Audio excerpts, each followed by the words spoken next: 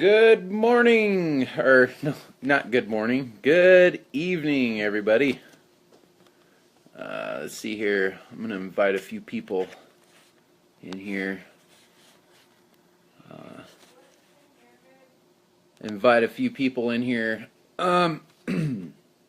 So, tonight we are doing a book. And, tonight we are doing a book. Hold on a second, please.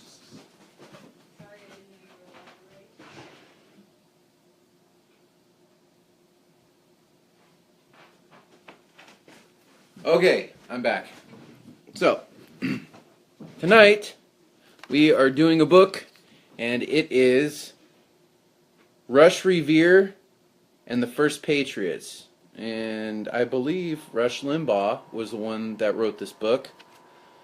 Love Rush Limbaugh, big fan. So, good evening, Amanda. Good evening, Dana. Good evening, Corey. So I'm going to read the prologue to you guys tonight. And this is a good book. I think this book right here, I just started reading it, and, kids, I think it would be a great kid book, bedtime book. But I'm going to read it to you guys. I'm going to read the prologue, and then tomorrow we'll read the first chapter. So I'm going to read this to you guys tonight. I hope you enjoy it. Try not to fall asleep on me, and I will try not to fall asleep while I'm reading it to you. I'm just joking, but I hope you like the book. I'll read it to you right now. So this is the prologue. Smoke billowed from the center of the large rioting mob. The year was 1765, and I was walking along a busy street in Boston, Massachusetts. The large colonial buildings surrounded me on either side. Most were two-story, rusty red brick buildings, but some were taller, 3 or 4 stories. Many shops and businesses lined the street. A silversmith, a candle maker, and a clock maker, and a bakery, and a furniture store. The shops seemed endless. The last time I was near this location was 1621. Soon after the Pilgrims landed on the Mayflower. It had grown tremendously. I wish my good buddy William Bradford could be with me when I saw him at the first Thanksgiving. He told me he knew Plymouth Colony would develop into an incredible country we call America. He was right, of course. As I thought back to my conversations with William, I completely lost track of where I was going. All of a sudden, I found myself approaching hundreds of men dressed in colonial clothing, looking eager to pick a fight. They were yelling things that I couldn't really understand, but it didn't sound like they were very happy. I noticed the smoke I had seen earlier was still coming from the center of the crowd. Liberty, my horse, or, you know what, in place of Liberty, the horse, we can call it Hellboy. My horse spoke loudly enough to be heard over the shouts of the mob and said, "If that's a fire up there, I don't think they're roasting marshmallows." It's too bad because I do love a good marshmallow, but only if it's slightly browned on the outside and gooey in the middle. I mean, I know some people like to set their marshmallows on fire, then quickly blow out the flame, but then all you get is that charred and blackened outside crust that tastes like charcoal. Not that I've ever eaten charcoal, but Liberty, I said. I appreciate knowing how you like your marshmallow cooked, but we're on a top secret historical mission, remember? "Oh yes, got it, Captain," Liberty said, as he started humming the theme song to Mission Impossible. Interesting. Hellboy. I said, "Shh." I was just trying to set the mood, he replied. Let's see if we can squeeze our way through the crowd and find out what's burning, I said. Call me crazy, but normally I don't like to walk towards fires. I mean, can't we just assume they aren't making s'mores and hightail it out of there? What happened? Got it, Captain, I asked with a grin. Right, okay, I'm in. Luckily, I'm wearing my fireproof saddle. That would be the horse wearing his fireproof saddle. Not, but seriously, you won't hear a peep out of me unless I catch on fire. That'll never happen, I said with a wink. You're too cool to even catch on fire. Well, that's true. Liberty smiled. Hellboy smiled. As we made our way towards the smoke, I heard a number of comments that were very revealing about the mob's mood and motivation. This should send a message to that bloody King George III, said a man who wore his hair in a ponytail. Yeah, he thinks he can tax us and take our money to pay for his debts and support his military in America. We didn't vote for that, said another man who wore a white wig. That's right, the third man said. No taxation without representation. I was leading Liberty by his halter as someone bumped into me from the side. He might have knocked me down if I hadn't been holding on to Liberty. The man slurred his words when he asked me, Are you in support of the king or against him? I was caught by surprise. I'd intended to only observe what was happening. I quickly came up with something on the fly and replied, Oh well, I'm against anyone or anything that tries to control the people and withhold their freedoms. How do I know you're not just saying that? Maybe you're in support of the king and his Stamp Act. And you're just saying you're not so we don't beat you to a pulp. I quickly realized that maybe Liberty was right. Maybe we shouldn't have walked towards the smoke, but my inquisitive mind just had to know. Who can vouch for you? Maybe you're really a spy, shouted another man.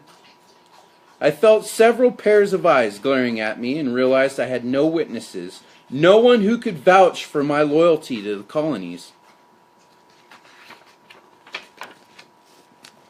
And to this new America. The men stepped closer. It was obvious they weren't playing around. My palms started sweating and my heart was racing. I felt a nudge from my side.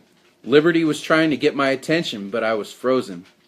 He nudged me again with his nose, prodding me to hurry up with an answer. Think, Revere. Think. Aha, got it. Sure hope this works, I thought. I finally said, I do have someone who can vouch for me, my horse. The men surrounding me burst out laughing at the thought of it. Did you just say your horse can vouch for you? Said the man with the white wig. It was clear that none of them believed me. Yes, I said, with as much confidence as I could. You see, I'm so passionate about America's freedoms that I have trained my horse Liberty to support the cause of freedom as well.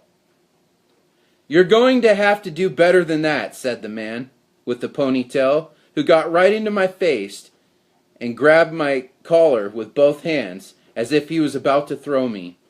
I will prove it, I said. The man holding my collar released his grip and said, You had better. I straightened out my collar on my coat and turned and looked at Liberty. I asked, Are we in support of King George? Liberty shook his head from side to side with big sweeping strokes. When he finished, he stuck out his tongue, as if he were disgusted about something. My accusers thought this was very amusing, as they all laughed out loud. Whew, I thought. Whipping my sweaty palms, on the sides of, or wiping my sweaty palms on the sides of my pants, I steadied my voice and said, "Are we against King George and the unfair taxes that he burdens us with?" This time Liberty nodded and let out a high-pitched squeal that sounded like a yee. I looked at each of the men in the eye and said, "Do you know how long it takes to teach your horse verbal commands like that?" I wanted to say about 10 seconds if he's magical time-traveling horse that can talk. Instead, I said, "It takes weeks and months, especially if the horse is stubborn and pig-headed." Liberty turned in my direction and gave me a look, the kind of look you'd give somebody when you think you might have just been insulted. Thankfully, I have a brilliant horse who can smell tyranny from a mile away and fights for freedom. In fact, this horse should be the mascot for the 13 colonies. After all, his name is Liberty, I said proudly. The performance seemed to work, and the 3 men slapped me on the back. "Good on ya! We'll see you later at the tavern. Only Patriots allowed." "Sounds like a plan," I said, still nervous inside, but trying to sound confident. "Holy smokes," I said, letting out a breath as they left. "Go on. Admit it. I came through for you, right?" Liberty teased. "I'm going to answer that for you, Liberty. Liberty saves the day."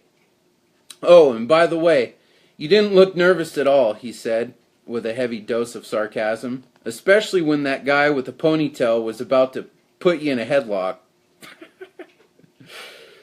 He laughed like it was the funniest thing he'd heard all week. Go ahead and laugh it up. The truth is, I was scared that they were going to use me as a punching bag. "I would have never let it happen," Liberty the horse said, with a determined look. "You should always know that I've got your back, Rush Revere. Always, and after all, we are best friends." I sighed with relief and smiled. "Thanks, Liberty," I said. "I owe you one, possibly even 2. But you still want to know what's up with all the smoke. You know, we can just leave," Liberty prodded. "Aren't you curious to know what's making all that smoke?" I asked. "Not really," he said, sounding almost bored. "My nose only smells smoke, not food. So why start a fire if you're not going to cook something?" Food was never far from Liberty's thoughts. "Come on, let's continue our mission," I said. We got close enough to see the bonfire blazing, right in the middle of the street. We could hear the men shouting things like, "Repeal the Stamp Act!" and "No more stamps!" Several members of the mob were throwing what looked like newspapers and books and documents of all kinds. Even playing cards were being tossed and consumed by the flames, and each item had a stamp on it. "I know what this is," said Liberty. "The colonists are protesting the Stamp Act by throwing stamped documents into the bonfire." "I don't get it. What does a stamp have to do with anything?" asked Liberty.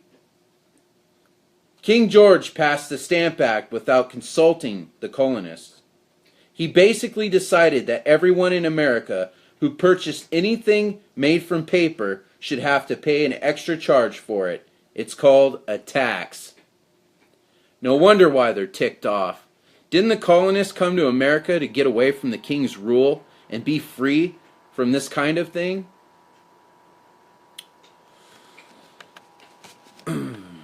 "It doesn't sound like the king really wants to let them go," said Liberty. Just then a voice shouted, "Redcoats! About 24, with guns and bayonets are coming." I could see a glint of bayonets. I could hear their boots against the pavement getting closer and closer. "Come on, Liberty. We better get out of here. I don't have time to jump onto Liberty's saddle, so I just sprinted as fast as I could." Liberty galloped ahead of me, looking back now and again to see if I was close behind. "Now you want to run. You could have listened to me when I said it was a bad idea to walk towards that bonfire, but no, Liberty said. Most of the mob dispersed from the scene as the fire was left unattended, burning in the street. We kept running until we were safe distance away from the commotion. Finally, we slowed down to catch our breath. As much as I wanted to stay and see what happened next, I knew it was time to hit the road, and fast. I said to Liberty, "Remind me to tell you more about the Stamp Act later." You know, like stomping or clogging, Stamp Act later. It's funny because whenever you say Stamp Act, I think you're saying Stomp Act. You know, like stomping or clogging. Maybe I should put together a Stomp Act about the Stamp Act. If you did, I'm sure it would be something unforgettable. But first, let's get out of here before we run into the British troops. Let's head over to the side street. I saw an alley earlier that can conceal us when we jump through our time portal. Yeah. I lifted myself onto Liberty, and we trotted over to the valley. "Let's go," I said, and gripped the horn on Liberty's saddle. "Rush, rush, rushing from history," Liberty said, as he started galloping towards the brick wall at the end of the alley. A swirling gold and purple hole started to open in front of the wall. 2 more seconds and we jumped through this cosmic hole. Our time portal to the 21st century. I was excited to get back to the modern day because tomorrow I had a very important appointment with the principal of Manchester Middle School. This is the time portal right here that they all jump through. Woohoo! I hope you all enjoyed the prologue of the beginning of this book. I figured out there's about 10 chapters in this book. I figured maybe tomorrow we can cover the first chapter. So I hope you all enjoyed the prologue and replay the video, like it, share it, watch it with your kids. I hope you all have a good night. This Patriot's out. I gotta make some dinner. Bye.